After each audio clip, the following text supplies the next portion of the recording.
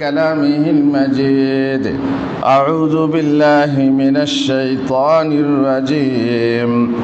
اقرأ باسم ربك الذي خلق خلق الإنسان من علق اقرأ وربك الأكرم الذي علم بالقلم علم الإنسان ما لم يعلم.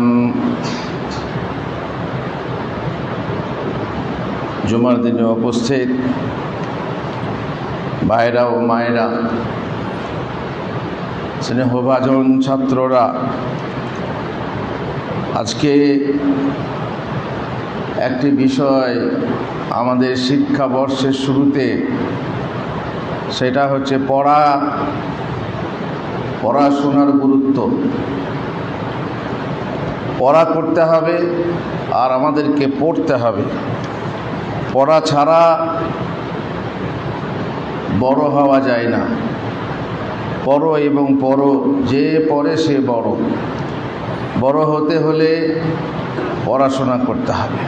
আমরা হচ্ছি ইকরা এর উম্মত, যে উম্মতের বিধানের শুরুই হয়েছিল ইকরা দিয়ে। মুহাম্মদুর রাসূলুল্লাহ সাল্লাল্লাহু আলাইহি ওয়াসাল্লামের ওপর যে আয়াত প্রথম অবতীর্ণ হয় সেটা ছিল ইকরা। আর ইকরা মানে হচ্ছে পড়ো। পড়ো তোমার রবের নামে, যিনি সৃষ্টি করেছেন মানুষকে বীর্যবিন্দু থেকে। আর ইকরা ওয়া রাব্বুকাল আকরাম, পড়ো, তোমার রব হচ্ছে সব থেকে সম্মানিত। আল্লাযী আল্লামা বিল কালাম, যিনি কলম দ্বারা শিক্ষা দিয়েছেন। বোঝা গেল শিক্ষার ক্ষেত্রে একটা জরুরি জিনিস, সেটা হচ্ছে কলম। আল্লামাল ইনসানা মা লাম ইয়ালাম, তিনি শিখিয়েছেন মানুষকে যা সে জানতো না। ওয়া আল্লামা আদামাল আসমা কুল্লাহা, আল্লাহ তাআলা আদমকে সব কিছু শিখিয়েছেন। ফেরেশতাদেরকে যখন বলা হলো তোমরা বলো, বললেন সুবহানাকা লা ইলমা লানা ইল্লা মা আল্লামতানা, আমাদের কোনো ইলম নেই তবে সেইটুকু যেটুকু আপনি আমাদেরকে জানিয়েছেন। মোটের ওপরে কথা ইকরা, পড়ো তাহলে জ্ঞান বৃদ্ধি হবে, পড়ো তাহলে তুমি বড় হবে, পড়ো তাহলে আলেম হবে, পড়ো তাহলে সম্মানিত হবে। আর এ কথা আমরা সবাই জানি যে কবরে যখন আমরা শায়িত হব, আমাদেরকে শয়ন করে দেওয়া হবে, তখন আমরা প্রত্যেককেই প্রশ্নের সম্মুখীন হব, ইন্টারভিউয়ের সম্মুখীন হব, যেহেতু একটা নতুন জীবন শুরু হবে। সেই অনন্তকালের জীবন শুরু হওয়ার আগেই, শুরুতেই আমাদের ইন্টারভিউ নেওয়া হবে মাত্র 3টে প্রশ্নের মাধ্যমে।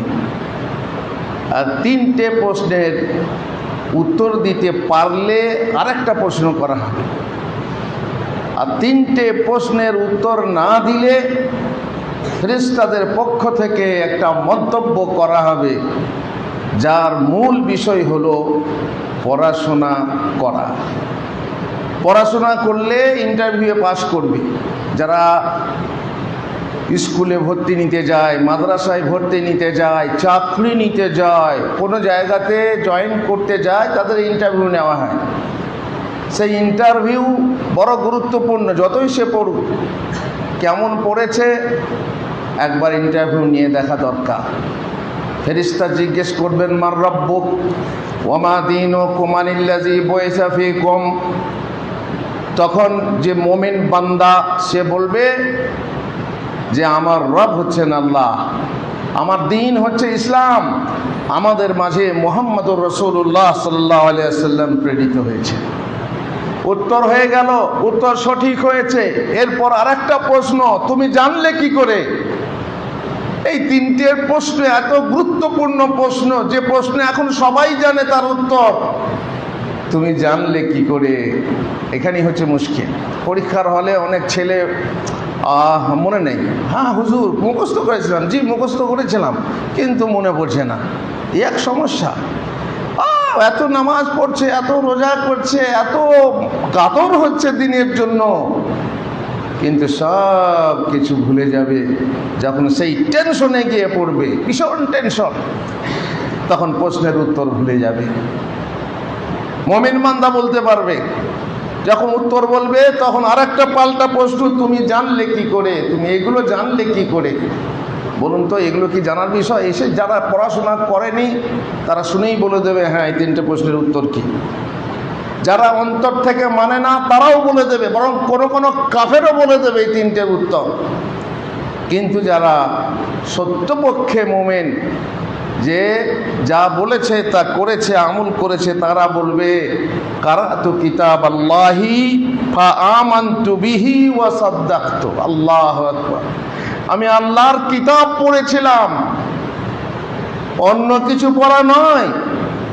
আমি আল্লাহর কিতাব পড়েছিলাম এবং আমি তার প্রতি ঈমান এনেছিলাম এবং তাতে যা আছে তা আমি সত্যায়ন করেছিলাম, সত্য বলে জেনেছিলাম, আর নিশ্চয়ই তার উপরে আমল করেছিলাম। তাছাড়া এই উত্তর দেওয়া সহজ ছিল না। পক্ষান্তরে যারা বলবে হা হা লা আদরি, হাই হাই সর্বনাশ, আমার তো মনে পড়ছে না, তখন আমি লোকে যা বলতো তাই বলেছি। হ্যাঁ, লোকে মুখে শুনে শুনে ওই যে বলছে মৌলবীরা না কি বলে, ওই যে পাশের ভাবি বলছে, চাচা বলছে, তাই বলছি। যা বলেছে লোকে তাই, যা শুনেছি কানে আর তাই আমি বলেছি, এখন আমার মনে পড়ছে না। তখন ফেরেশতা বলবেন মা তালাইতা ওয়ালা দারাইতা, মা তালাইতা আও তালাউতা ওয়ামা দারাইতা। তোমাকে সুযোগ দেওয়া হয়েছিল, তুমি পড়াশোনা যদি করনি, পড়াও করনি, কিন্তু আরেকটা অপশন ছিল সেটাও তুমি করনি, জেনে নাওনি। না পড়েও জেনে নেওয়া হয়। অনেকে সুনমৌলবী হয়, বড় বড় বক্তারা সব শুনে শুনে বক্তৃতা করছে, হয়ে গেছে, হতে পারে। তো তুমি পড়াশোনাও করলে না আর জেনেও নিলে না, তার জন্যে তুমি আজ ভুলে গেছো, তুমি আজ বলতে পারলে না লা দারাইতা ওয়ালা তালাইতা ওয়ালা কাদাইতা, পড়নি আর জানোনি, আর তুমি পথপ্রাপ্ত হওনি।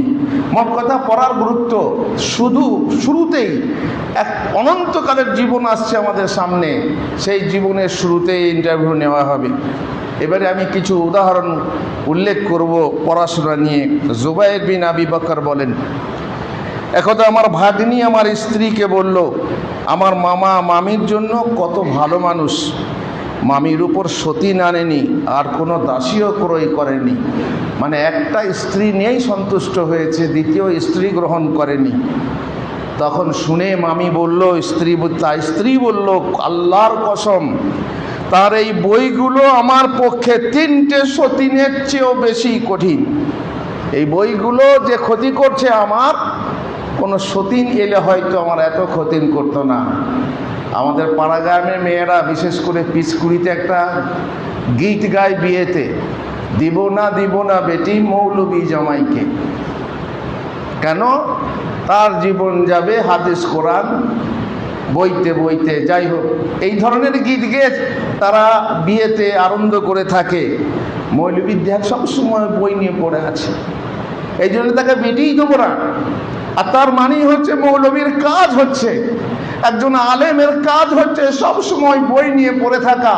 আর তাতে তার স্ত্রী বিরক্ত হবে, তাতে তার স্ত্রী মনে করবে যে সতীন থাকলে সে তো থাকতো, কিন্তু এ যে এত মগ্ন বই নিয়ে। আর বই হচ্ছে এমন আপন বন্ধু যে কোনো দিন ধোকা দেয় না। বন্ধু ধোকা দেয়, বউও ধোকা দেয়, কিন্তু বউ ধোকা দেবে, বই ধোকা দেবে না।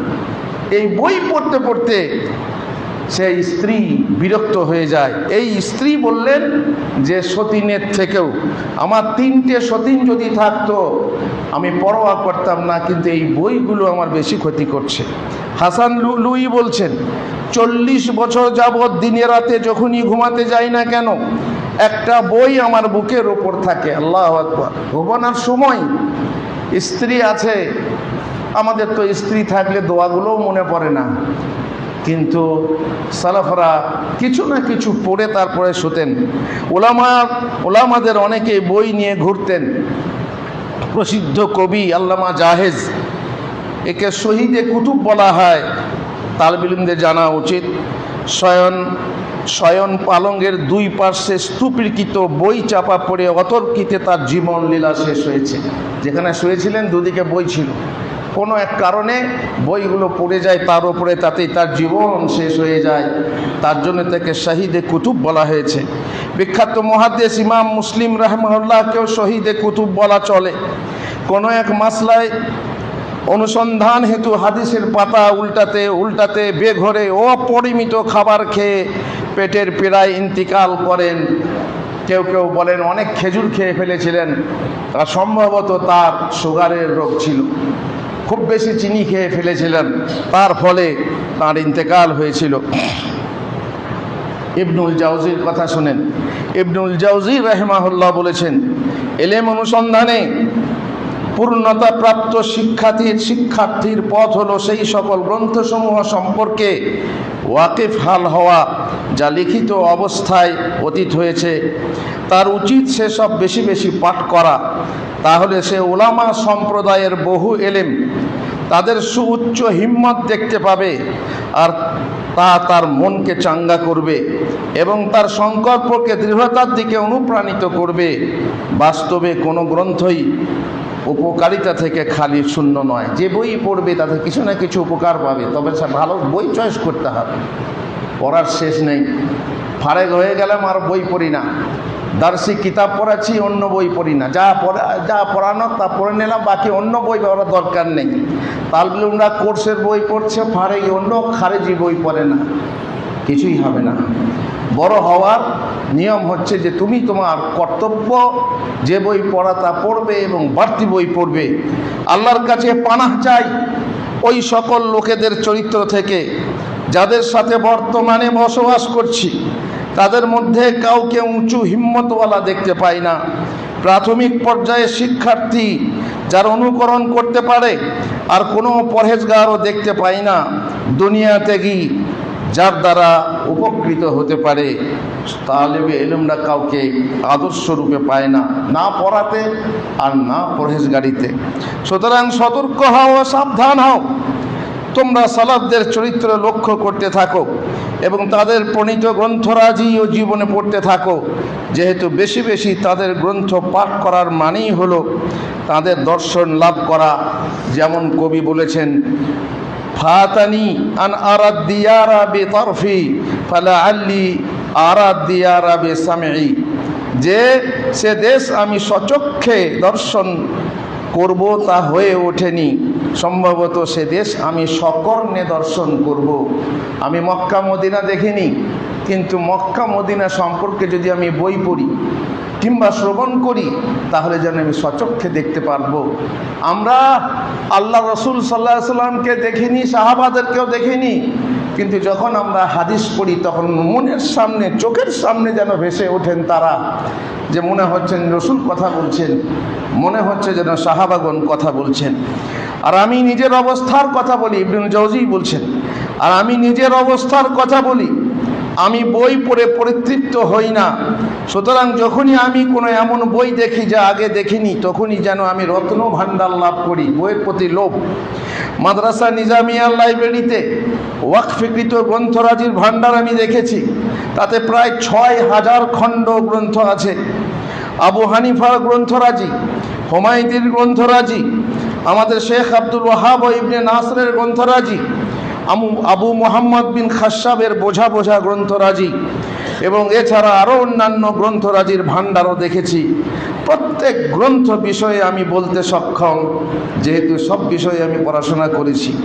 আমি যদি বলি, কথাটা ভালো করে শোনো, আমি যদি বলি আমি ২০,০০০ খণ্ড গ্রন্থ পাঠ করেছি, ২০,০০০ খণ্ড গ্রন্থ পাঠ করেছি, সেটা বেশি হবে। আর আমি এখনও ইলম বা নতুন বইয়ের অনুসন্ধানে আছি, নতুন বই পেলেই আমি পড়তে ছাড়ি না, তারই সন্ধানে আছি। সাইদুল খাতের প্রথম খণ্ড ৩৪১ পৃষ্ঠায় কথা বলা হয়েছে। ওয়ালাউ কুলতু আনি তালাতু 20,000 মুজাল্লাদ কানা আকসার মা আনা বাদ ফি তালাব। এখনও আমি নতুন বইয়ের অনুসন্ধানে আছি, পড়লে আমি পাপ হাতে পেলে আমি তাকে ছাড়বো না, না পড়ে। হামদুন বিন মুজাহিদ কালবি বলেছেন, আমি নিজের হাতে 3,500 গ্রন্থ রচনা করেছি। কত? আল্লাহু আকবার। 3,500 গ্রন্থ রচনা করেছি। হয়তোবা সেই গ্রন্থ এখনও রচনা করিনি, যার ওসিলায় আমি জান্নাতে প্রবেশ করতে পারবো। তারপরে লেখা এত ঝোঁক। মোহাম্মদ বিন কাজী ইয়াজ বলেছেন, আমাদের দেশে যখন মাকামাতুল হারিরি কিতাব পৌঁছলো, আর ইতিপূর্বে আমি তা দেখিনি, তখন আমি তা না পড়ে কোনো রাত্রি ঘুমাইনি। পরিশেষে তার পুরোটা পড়ে আমি শেষ করেছি। এই হচ্ছে কিছু সালাফদের নমুনা। আরও কিছু কথা বাকি আছে দ্বিতীয় খুতবাতে। বারাকাল্লাহু লি ওয়া লাকুম ফিল কোরআনিল আযীম ওয়া নাফা'নি ওয়া ইয়্যাকুম বিল আয়াতি ওয়া যিকরিল হাকীম। ইন্নাহু তাআলা জাওয়াদুন কারীমুন মালিকুম বারুর রাউফুর রাহিম।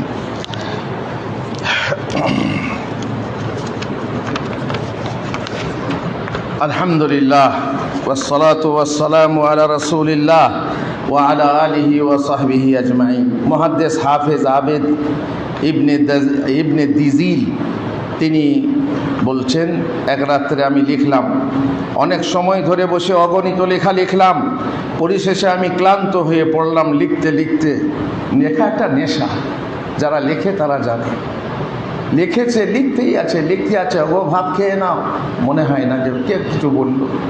লিখতেই আছে, কত রাত হলো, লিখতেই আছে, আজান হলো, এসব কিছুই মনে থাকে না। নেশা, মদ খাওয়ার নেশার মতো। যেমন আজকাল ছেলেদের মোবাইল দেখার নেশা, মোবাইল দেখার নেশা এমন ছোট বাচ্চাদের, যদি কেড়ে নেন সে কাঁদতে লাগবে।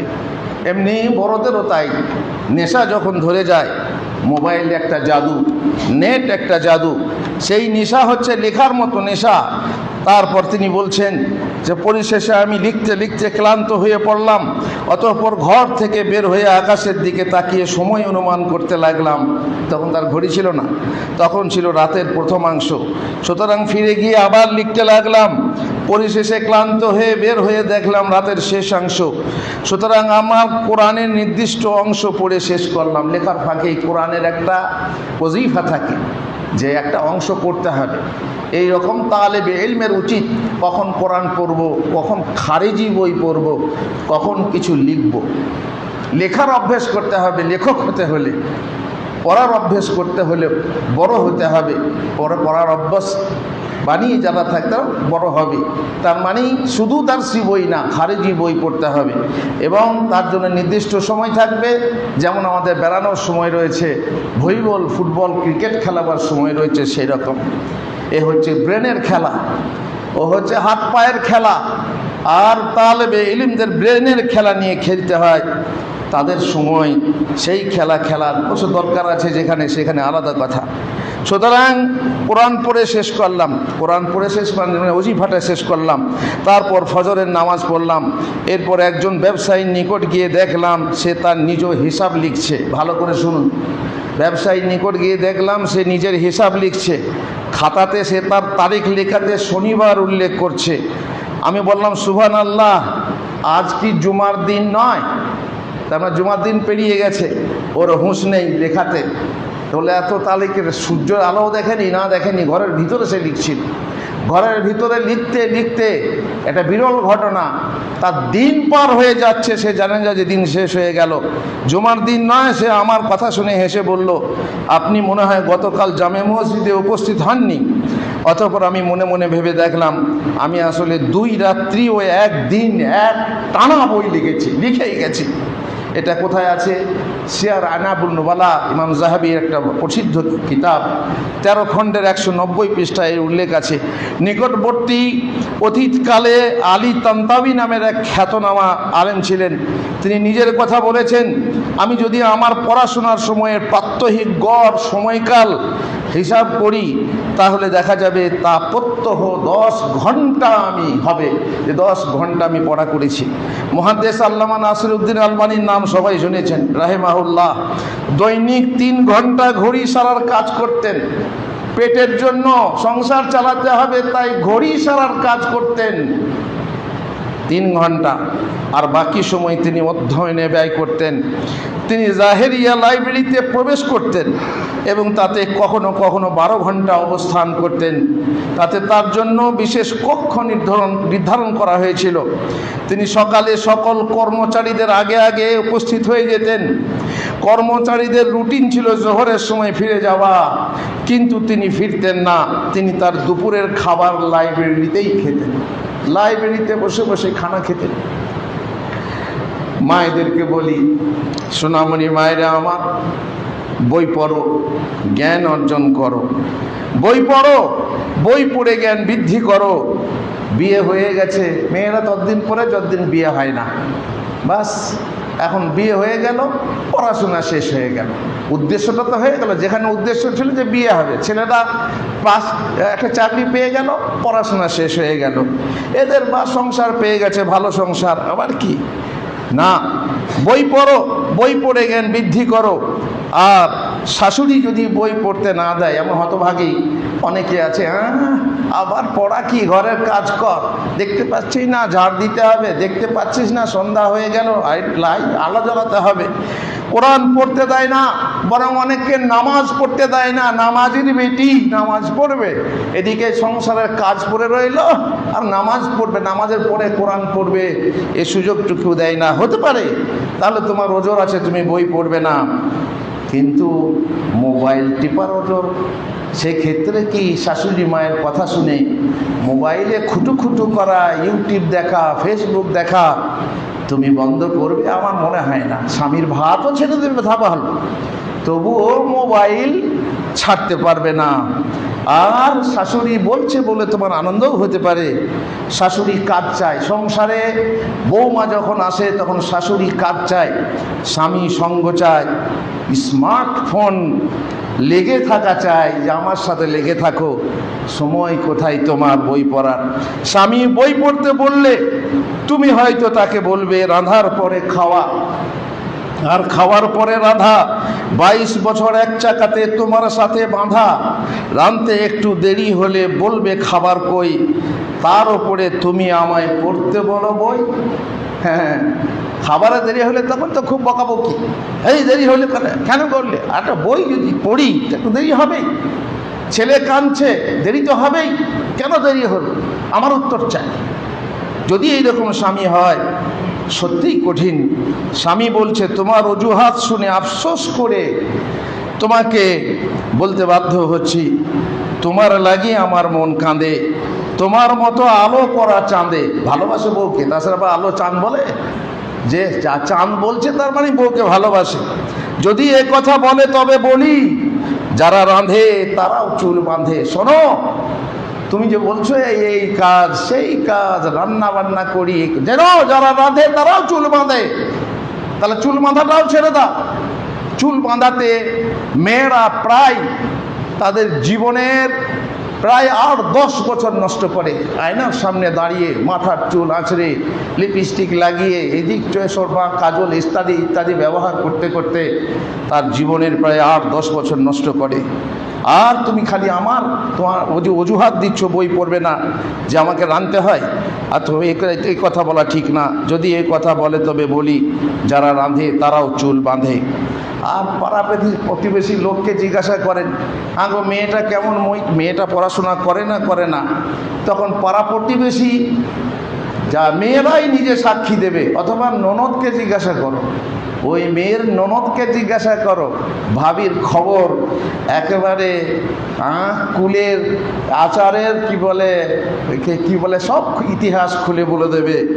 ওর আবার অবসর কথা, তখন আবার বলবে ভাবির জন্য, ওর আবার অবসর কথা, সময় নষ্ট করে অযথা, না রাঁধলেও সোহাগী বিবি, সাথের সাথী নেট আর টিভি যদি প্রচলনে এখনও কমে গেছে, কারণ টিভির বদলে চলে এসেছে হাতে হাতে অল্প পয়সাতে একেবারে ছোট টিভি, যেখানে যাবে সাথে থাকবে, আর যেখানে যাবে সেখানেই দেখতে পাবে। না রাঁধলেও সোহাগী বিবি, সাথের সাথী নেট আর টিভি, কখনো ফেসবুক নিয়ে বিজি, তাই তার বুক পড়া মানে তাই বই পড়া নয় ইজি, অবশ্য আড্ডা জমাতে হেভি। আবার যখন কোথাও মেয়ে এলো, কারো কাছে গেল, আড্ডা জমাতে হেবি, সাথে লিলি মিলি আর বেবি। এই হচ্ছে মেয়েদের কাণ্ড। তাদের একটা প্রতিচ্ছবি, তাদের একটা রূপ প্রতিরূপ ধারণ আমি এখানে প্রকাশ করলাম। আশা করি মেয়েরা বুঝবে, মেয়েরা বই পড়বে, ছেলেরা বই পড়বে, তালেবে ইলমরা বই পড়বে, বড়রা বই পড়বে, ছোটরা বই পড়বে, আবাল বৃদ্ধ বনিতা সকলেই বই পড়বে। আমরা পড়ার উম্মত, আমরা ইকরা এর উম্মত। আমরা পড়া ছাড়া বাঁচতে পারি না, পড়া ছাড়া থাকতে পারি না। সেই জন্য আমাদের তাকিদ হচ্ছে যে বই পড়ো, তালেবে ইলমরা দারসি কিতাব পড়ো, সেই সাথে একটা টাইম বের করে খারেজি কিতাব পড়ো। তোমাদের জন্য লাইব্রেরি ডাইনে বামে সামনে সব জায়গায় লাইব্রেরি খুলে রাখা হয়েছে। কোনো কিছুকে অনীহা করবে না, ছোট হোক বড় হোক, তোমরা বই পড়ো, পড়তে থাকো। নিশ্চয়ই যারা লিখতে জানো, লেখার হাত আছে, খবরদার নিজেকে ছোট মনে করো না। লিখতে লিখতে সরে আর হাঁটতে হাঁটতে মরে। তুমিও লিখতে পারবে, কিছু কিছু করে লিখো। লিখতে লিখতে দেখবে তুমি বড় হয়ে গেছো, তোমার লেখা সমাদৃত হচ্ছে, তোমার লেখার দাম দেওয়া হচ্ছে। নিজেকে তুচ্ছ মনে করো না, হীনম্মন্যতার শিকার হইও না। আশা করি আমার এই কথাগুলো তোমাদের কর্ণকুহরে, তোমাদের মনের মণিকোঠায় তোলা থাকবে যে পড়তে হবে এবং পড়া সবসময় করতে হবে। শুধু দার্সি বই নয়, বরং খারেজি বই পড়তে হবে। সবারই জন্য বলছি, মুদাররিসদের জন্যও বলছি। শুধু দার্সি বই নয়, বই পড়িয়েই ছেড়ে দিলাম, আমার কর্তব্য শেষ তা নয়, বরং তোমাকে পড়তে হবে। লাইব্রেরিতে আছে, কে যায় লাইব্রেরিতে? কে যায় আরবি বই, অন্য বই পড়ে, কে বাংলা বই পড়ে। এখানে লাইব্রেরি করেছিলাম, গ্রামের কোনো লোক এসে, ওখানে লেখা হয়েছে, ওখানে দেওয়া হয়েছে, বলা হয়েছে এটা হচ্ছে সাধারণ লাইব্রেরি। কিন্তু একটা ছেলে না একটা বুড়ো এসে বসলো এবং একটা বই খুলে পড়লো। তাদের যেন কোনো গায়ে লাগে না, বই পড়বে, তাদের কোনো মানে মন নেই, ইচ্ছা নেই ইত্যাদি। খবর আছে, যখন খবর হবে তখন বুঝতে পারবে। আল্লাহ আমাদেরকে পানাহ দিন। আল্লাহুম্মা সাল্লি আলা